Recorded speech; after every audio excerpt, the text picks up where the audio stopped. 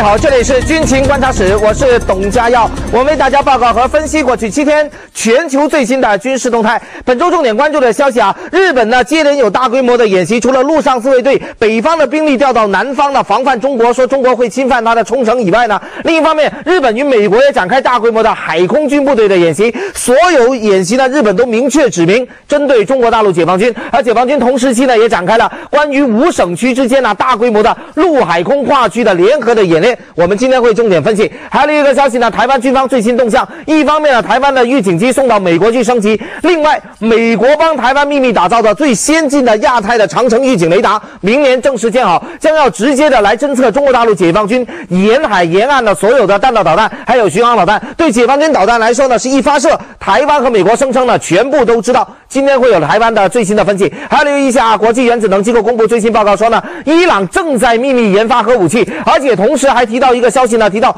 伊朗的长程导弹呢得到了俄罗斯、中国、朝鲜等多方的资助，伊朗呢可以展开长程导弹的反击，所以美国、以色列、北约有可能对伊朗动手吗？美国会怎么办？今天也会分析中国有什么战略准备，今天会关注。还要留意一个消息呢，美国说最新的评估认为，为了应对朝鲜，特别是未来应对中国大陆解放军呢，不应该削弱美国的陆军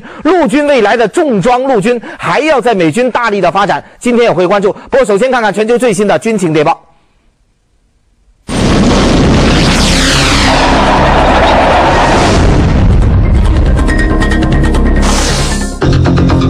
美的中央空调特约之军情观察室，由节能环保美的中央空调赞助播出。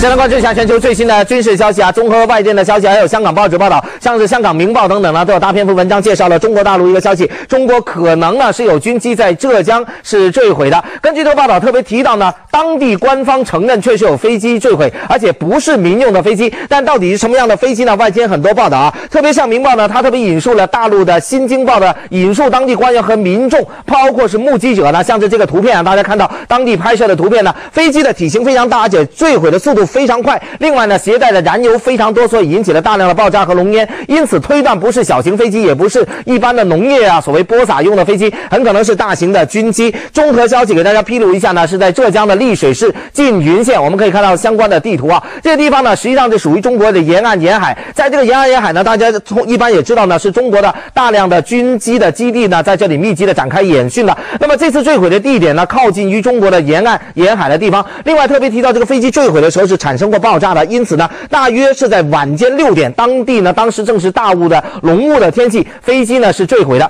虽然中国官方和军方目前没有任何说到这架飞机是军方的，特别是空军啊，中国大陆空军呢已经马上澄清说，目前空军并没有收到任何坠机的报告。但是呢，西方军事界包括香港，包括网民呢，都在纷纷的推断相关的线索。空军否认没有坠机的报告，但是呢，我们知道坠毁的一个大型飞机啊，外界根据这个线索推断呢，应该属于中国大陆解放军这个相关的所谓歼轰7这个飞豹战机，而飞豹战机除了空军以外，大量的更多的是在解放军的海军航空兵服役，所谓海航的部队。所以呢，海航部队海军呢，利用这个海航的基地，在浙江啊，包括这个江苏沿岸呢，是有大量的部署的基地，很可能展开演训的时候，海航这个歼轰机飞机呢，有可能是在这个期间展开过演训的。那么因此推断可能是海航的飞豹战机，但是海军目前没有任何的发布啊，到我们录影的时候没有任何的发布。另外呢，我们注意到相关线索也提到呢，中国网媒来推断说有可能是外国的电子的侦察飞机，因为呢，实际上也有官方披露说呢，这次坠毁的是军机，但并不是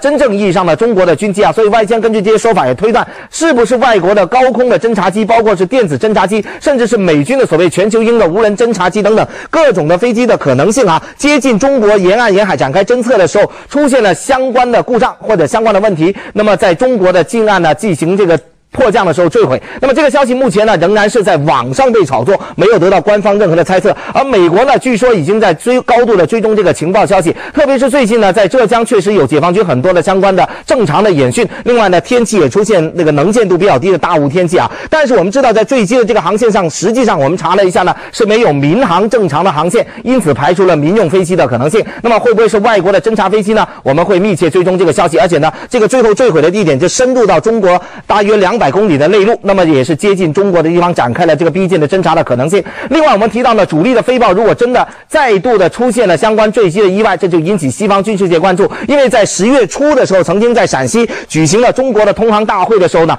曾经也有一架中国的这个飞豹战机呢，在表演的时候坠毁。当时中国大陆空军也说呢，这架飞机并不属于中国的空军。事后证实呢，这架飞机确实不属于中国空军，而是属于中国的飞航集团啊，这个试飞院的飞机。所以呢，这个飞豹战机不管属于谁啊，毕竟是中国的飞机，不管是海航的还是试飞院的。但是如果出现了相关坠毁的，接连在1个月之间出现这样的坠毁情况，让西方也关注到飞豹战机它的攻击性能。因为以往呢，在中俄军演啊，中国也曾经出现过类似的坠机的事件。飞豹战机有很强的这个挂弹的轰炸的能力，可以掠海飞行，展开掠海的挂弹的轰炸。但是飞豹战机如果出现这么多的问题，是不是在这个相关的高度判别和这个电子判别方面出现问题呢？大家正在关注。好，这是一个相关的消息。我们来看另外一条消息呢，来自于今天香港的网站呢，大量的披露美国最新一期的外交政策杂志特别披露说啊，中国大陆现在大量的这个军事方面的崛起和装备的崛起，特别陆军并没有放松了，让美国高度的关注。美国的相关的智囊学者向美军和政府提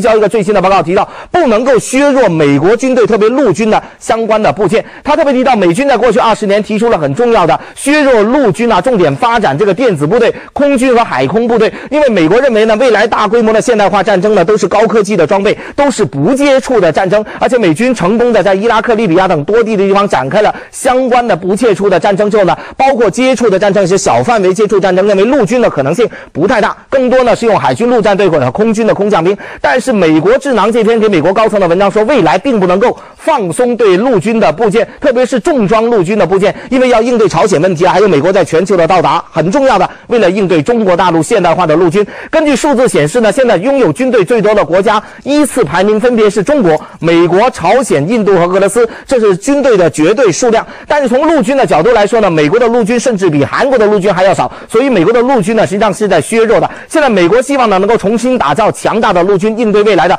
朝鲜半岛、台海，包括可能跟中国大陆正面在大陆架相关展开的争夺啊。所以呢，美国关注陆军的发展，美国未来会重点建设的是所谓重装备的陆军、重装陆军。也提到对付中国呢，一定要发展陆军部队。中国的陆军有没有新的变化呢？美国说中国陆军有4大变化，重要的是作战的能力、装备还有协同能力啊，海空陆协同能力。另外特别提到陆军要补充一个消息，最近中国跟巴基斯坦正式宣布将展开在伊斯兰堡附近的中巴联合的陆军装甲兵部队的演习。这个消息引起了印度方向高度的警惕和紧张，而且中国军方就强调这是正常的轮训，是所谓呢友谊2011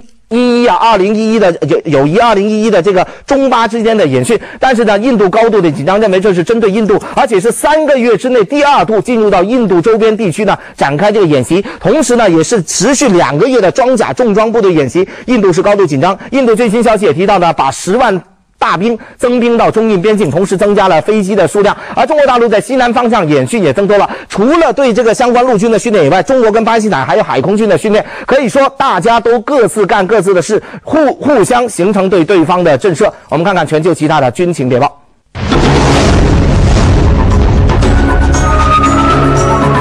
据大陆官方解放军报道，深秋时节，解放军的广州军区组织了一场异地同步、多场联动的联合演练，在广州军区下辖的临近南海的沿岸的广东、海南、广西，再加上湖南、湖北的5个省区的13个演练场同时打响。而参演的解放军的陆海空3军部队依托信息网络系统，围绕同一个作战背景、作战的目的展开了新的行动，锤炼解放军3军联合作战能力。报道说，在中南5省区的广阔的地域内，解放军3军部队战机、战舰、战车纵横驰骋，而解放军广州军区各种火器在不同区域内分层次的编织出强大的火力网。广州军区司令部的指挥人员说，这次演习所有装备人员都是真打实抗，对解放军作战能力是一次最好的实战的锻炼和检验。据美国之音的报道，美国的智库一个最新的报告说，一旦美国与中国开战，美国可以开展水雷战的策略来反制中国大陆的海军。美军的智库研究发现，中国大陆正在西太平洋研究中国的所谓反介入的策略，包括中国大陆军方投资广泛研发了各种先进的系统，包括防空雷达攻击的潜艇，还有水雷和针对水面舰艇的解放军最新的弹道导弹。美军的智囊最新的研究报告说，一旦台海出现危机的情况，美军很难直接的介入支援，因此展开战略的水雷战可能是一种有效的制衡中国国大陆的策略。美军认为只需要部署少量的现代的新的水雷，可以有效的威胁到任何的中国大陆解放军的两栖作战行动，阻碍集结在港口的解放军作战部队主动的出击，以及切断中国的海上交通。美国的情报说，中国大陆解放军海军目前还缺乏侦测敌军水雷的必要。